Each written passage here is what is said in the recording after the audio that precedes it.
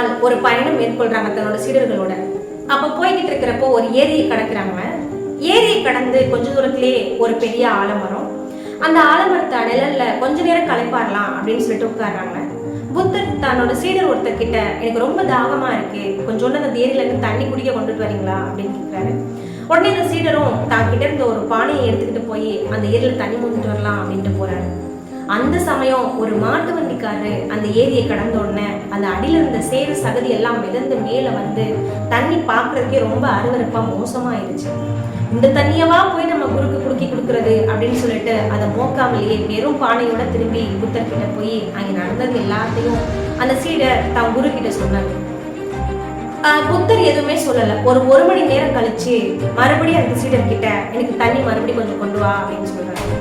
அப்போ அந்த சீடர் போய் தண்ணி மொக்க போறாரு. தண்ணி நல்லா தெளிஞ்சு இருக்கு. அந்த தண்ணியை மொந்து வந்து குரு கிட்ட கொடுக்குறாரு. புத்தர் அந்த தண்ணியை வாங்கிட்டு தண்ணியும் பாக்குறாரு, சீடரையும் பாக்குறாரு. தண்ணி இவ்வளவு தெளிவா இப்போ இருக்கு, இந்த தண்ணி தெளிவாகிறதுக்கு நீ எதுவும் பண்ணியா அப்படின்னு கேட்கிறாரு.